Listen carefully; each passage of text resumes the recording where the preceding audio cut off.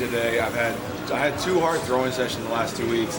One went really bad and one was like okay. So it's one of those things like I'm training by myself, like at the house in Arkansas, and it's hot. So like finding that intensity can be difficult. So it's been more of like a technical dress rehearsal. So kind of dig deep and get on it and see what happens. So you never want to go into Olympic trials not knowing what kind of shape you're in, but that was kind of the cards I was dealt this year. So I surprised myself a little bit out there.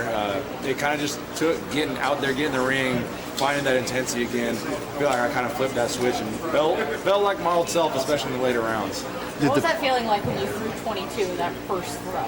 Yeah, it was a great step, just because it took such a pressure off. There was that sense of relief, like, okay, I'm close, like that'll probably make it, but I'm back into a competitive range. Because I mean, yesterday with qualifying, I wanted to expend as little as possible. I didn't really tap into that high intensity and get on it.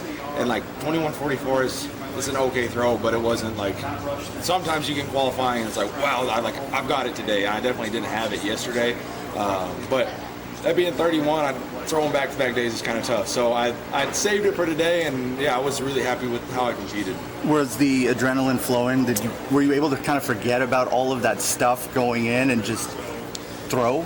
Yeah, definitely. After the first round, it was like, that's what I need to do. Like it's easy when you do it right. And so, yeah, it felt like I shook the rust off early. I was really just thankful I had a really solid first round throw. It would have been like a full dashboard lights in emergency mode if I had not knocked out that first one. So that felt good, and yeah, it felt like riding a bike. I mean, it came back fast. Yeah, overcame a lot of self-doubt to get there, because there was times that it was like, I don't know if I'm gonna reach for that high intensity and it's gonna be there. So that first round really set me up to build on the day. How would you describe this year's journey to get to this point versus years of the past? Yeah, so it's been extremely frustrating, more frustrating than anything else. Just with the whole spring felt like 1 step forward and then 2 steps back, with just nerve impingement, nerve impingement in the elbow, pec, back to the elbow again, hydrodissection of the elbow. The whole thing has just been non-stop issues. The one shining light is that since I wasn't able to throw, I'm more time in the weight room. Just less time spent throwing is less calories burned. So my body weight is kind of right where I want it. Plyometrics are very good, given my body weight. So it has me excited. I just needed to get through trials, buy myself 6 more weeks, and kind of transition back to throwing. So never want to do a championship with 2 hard throwing sessions. So now I can kind of get into a rhythm. Today was really good. I feel like technically I held things together well. And I just didn't have speed on that, what would be 3rd round. I kind of tried to find that next gear, and it was almost a meter less. But that was not necessarily a bad thing. It means that if I can throw 22 mid, upper 22s on a slower throw, if I just get more reps and get my speed up, that there's a lot more distance there. Once you delivered, were you able to soak it in? I mean, I saw you, cheering, trying to get the crowd involved, and then also the victory lap at the end. Yeah, I mean, we have such an awesome crowd here at Hayward. Just the atmosphere is awesome, and I feel like nowhere else in the world can I be hanging out for 40 minutes after the meet and still have people staying to want autographs. So as a shot putter, that's awesome just to see.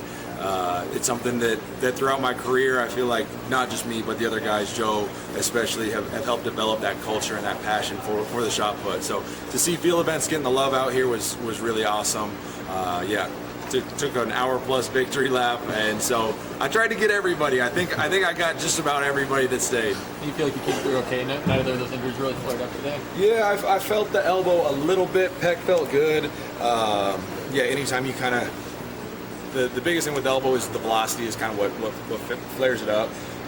So I'm gonna get some work done, get some ice on it, but it wasn't. It was better than most of my bad throwing sessions. So as soon as you let that go, if you piss that ulnar nerve off. So yeah, it feels like you smashing your hip funny bone with a hammer. So I didn't have any of those today. So it'll be a little sore, but definitely be back to training on a normal schedule after this. Was there any consideration for just trying to make the team and save yourself for Paris?